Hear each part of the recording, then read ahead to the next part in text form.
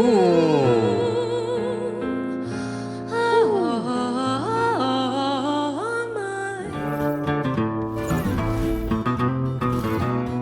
Yes, Sir Hairless here.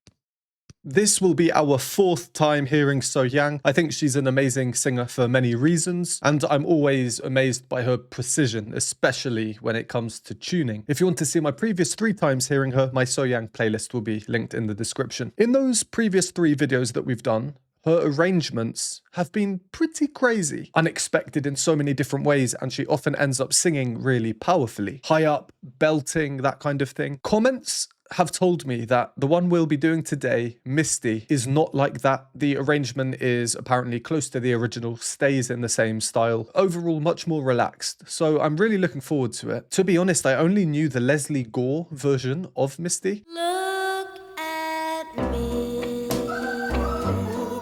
Very rhythmic, rock organ in there, good fun. But I'm told this is more like the Ella Fitzgerald version, so I've just listened to that a few times to become a bit more familiar with it because I didn't know it, and it's lovely. So let's see what Sohyang does with this one.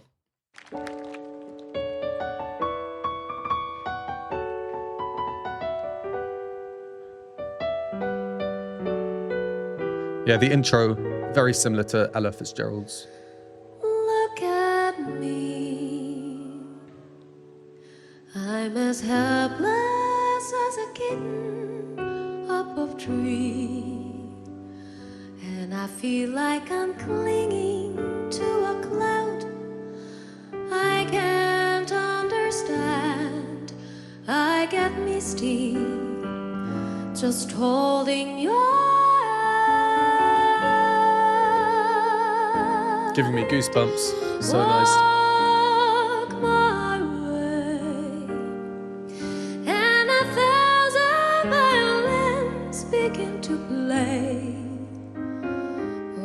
Might be the sound of your hello, that music I hear.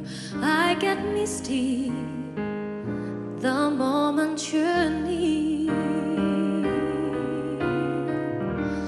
Can't you see that you're Oh, it's just a really nice song, isn't it? I love this song, and it sounds so simple. Intrinsically though, the harmonies, they are not so simple. It's jazz harmonies, and jazz harmonies in general are just a bit more juicy, more funky, some non-standard notes here and there, which makes sense. Everything progresses over time, and you know, we've gone from plain chant through to medieval to Renaissance to Baroque to classical, romantic, and jazz. But it's definitely the more laid back style of jazz, and her performance really, really nice so far. Of course, how far through is this? I think we're about halfway through, actually. It looks like it's quite a short performance. So let's just finish this one until the end, and then we can discuss it afterwards.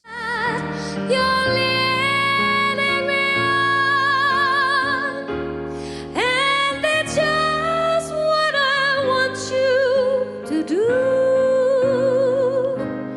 Don't you know this?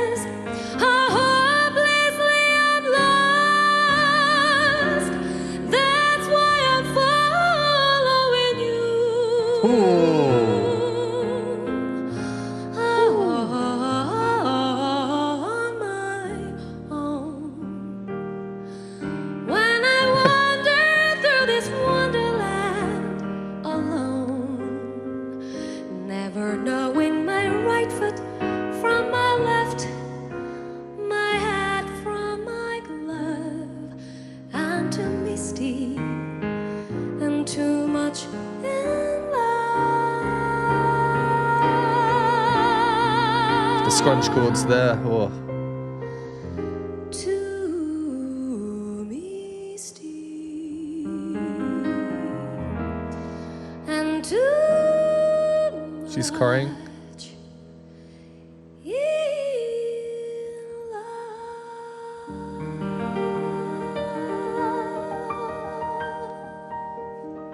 Yeah, exactly. Really nice performance, that. Really nice, simple piano, voice, no percussion, no anything else. This fundamental simplicity when thinking about the structure of what we're hearing really then just lends itself entirely to her voice and, of course, the harmony underneath her voice. So yeah, big kudos to the piano player there. I don't know who that is. And Sohyang. Right at the end, she did one of these little, I'll call it a modern vocal run.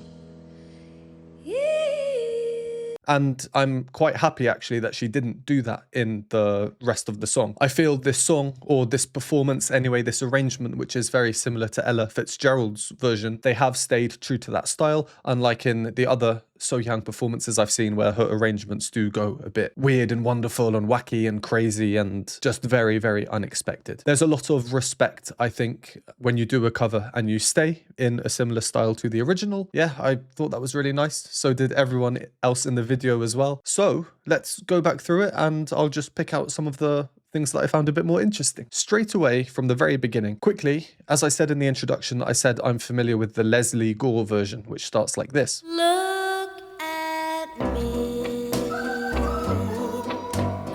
And I've listened to that version hundreds of times. It's sort of ingrained in my head when you say the song Misty. I heard the Ella Fitzgerald one only about 20 minutes before doing this recording for the first time. Let's just listen how this one starts.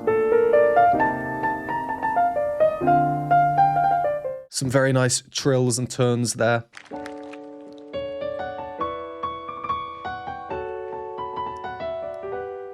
It's the same, but in a different key. This one is performed in a higher key, which makes sense because the Ella Fitzgerald version is quite low overall. Let me just skip into it. Get misty, just holding. Sohyang, from what I've heard, I've not really heard too much of her lower range, but I do know she has an incredible range and can go way up there. So it makes sense for it to be a little bit higher.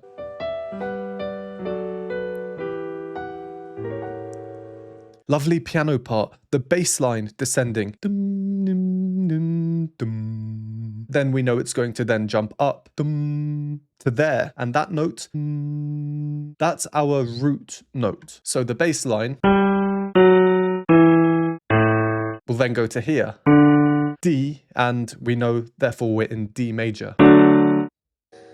Look at me. And we can hear that in the piano.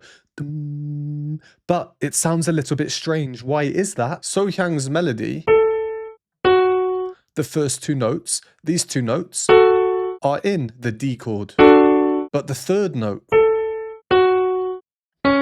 is not in the D chord. Let's put that D chord back. And look, she's singing the note that is directly next to the root note of D that we're hearing in the bass. If we readjust the chord, if D, our root note, is number 1, her note here, this C sharp, is note number 7, turning it into a major 7th chord. This is just one of many examples that we will hear throughout this performance of funky, jazzier type chords. Instead of your standard chord, there's another note in there. That just gives it a jazzy feel. It's a bit more juicy. You hear it and you go, oh, that's nice. That's really nice. And why I love it here is because this is the very first thing we hear from her. The piano gives us a lovely introduction, a complete homage to the Ella Fitzgerald.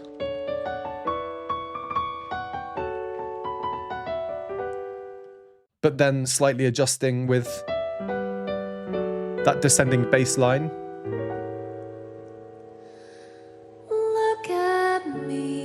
Straight into that juicy 7th chord. I'm as helpless as a kitten up of tree.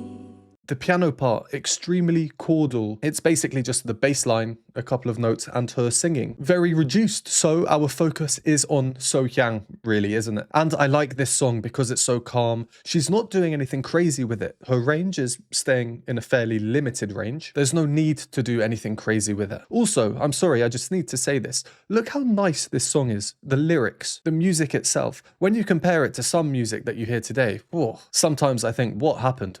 That's only for a very small portion of music I hear though. Anyway. And I feel like I'm... We can hear how low that is for her. Remember, she's singing significantly higher than Ella Fitzgerald was singing. And this phrase here really shows us or tells us why they have chosen to sing it a bit higher. I can't understand. Phrases like that, I think in my first Sohyang reaction, which was Bridge Over Troubled Water, and maybe the others, and as I said in the introduction to this video, her tuning is really just impeccable, and I'm always amazed by her precision, especially when it comes to tuning. And you could say, yeah, well, Sir Hairless, these are professional singers, of course their tuning's impeccable. But with true live performances that haven't been touched up or have some sort of pitch correction, it's actually quite rare to have a truly live song that is perfectly in tune for the whole thing. And yes, I am probably being pedantic. I'm talking about perfectly in tune, which she is. And the result is it almost sounds auto-tuned. Let's listen again to that phrase, the first notes. I can't understand. Then on the last note, she starts bringing in the vibrato, the wobbles. They weren't in the first two notes, and the vibrato gives it much more of a realistic, natural sound. Having no vibrato, just straight tone, when it's perfectly in tune, it almost sounds synthetic, which we have here. So really, it's just a testament to how good her tuning is. I get misty, Airy voice. just holding your Moving into a head voice there, starting that long note with straight tone, and then the vibrato comes in slowly. With a lot of singers, you'll hear them start a long note with a straight tone without the vibrato, and naturally it will be a tiny bit under the note, a tiny bit flat. Then when the vibrato comes in, it helps lift up the tuning. That doesn't happen here because she is just perfectly in tune in the first place. Ever so slightly actually, but walk my way. key change here, lovely phrasing, elongated on the word walk. How does Ella do that key change? Walk my way. Very, very intense vibrato. Often each note is attacked with it immediately. Walk my way. It seems Sohyang does attack the lower notes with the vibrato immediately, but the higher note, as we saw on Walk, starts off with straight tone and then grows into the vibrato. Let's move forward a bit to where she starts singing with a bit more power. Can't you see that you're leading me on? That blended voice, you can hear it's not full head voice. There are elements of the chest voice in there, so it's a mix of the two sounds. And I believe that's what she's really known for. In the few times I've heard her sing previously, she goes and sings high in this blended voice, belting. It's more powerful than singing in pure head voice because you have the lower chesty elements in there. Even though this is a reserved performance, we can just tell how powerful a singer she is. Leading me on. And that's just what I want you to do.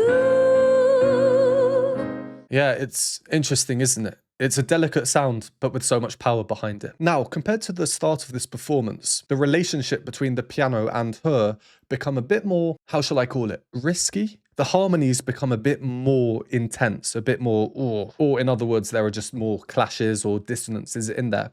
But also the rhythms. I can't point out everything that happens because it's a constantly evolving arrangement. That's just how it is. But have a listen out for the piano part, or for her voice, or for both, and try to see if she is mimicking the rhythms of the piano or doing the opposite.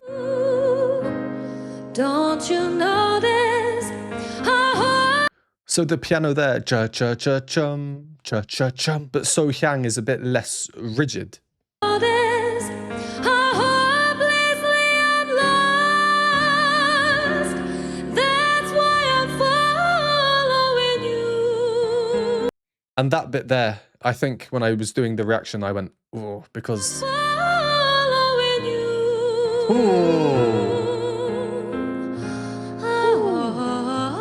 I mean, the face of him next to her as well. That's why I'm following you. What a lovely line, that chromatic descent.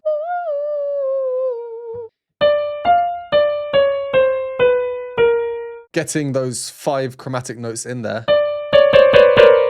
Again, with just perfect tuning, it almost doesn't sound real. I'm following you. On my own. The jumps, they're just so accurate. Ba-bum. That's an octave immediately.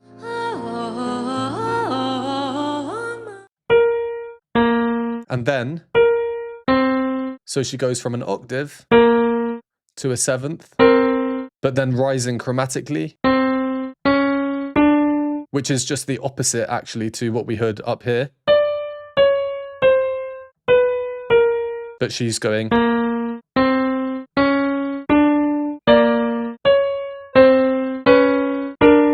If you enjoy these videos or find them helpful, please consider supporting me. Patreon has a bunch of exclusive benefits, behind the scenes videos, additional reaction content, Q&A videos and more. For a one-time donation, you can donate me a hot chocolate at the Buy Me a Coffee link, or become a YouTube member for these groovy emojis and membership badges.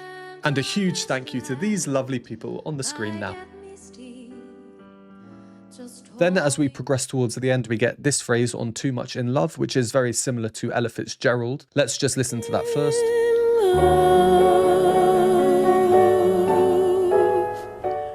Too much in love. The harmony underneath in the piano though is different. He doesn't change this chord. Too much in love. That is a very dissonant chord. So what we're hearing there is this in the bass, and then we have these notes. And Sohyang's note. If I bring up the bass note so it's easier to see, and now move them all close together, I don't even know what you'd call this chord. It's just intensely dissonant. So unlike in Ella's version, where they don't linger on this chord for too long, this is in a different key, so it will sound a bit different. They've already changed, and the initial chord actually wasn't quite as dissonant. Still going. Only then does it resolve, and it's a different resolution as well. So the tension is really building throughout this note and this phrase, Too Much in Love, complementing Sohyang's way of singing it. Growing into it, vibrato coming through. Too misty and too much. That's nice. In love.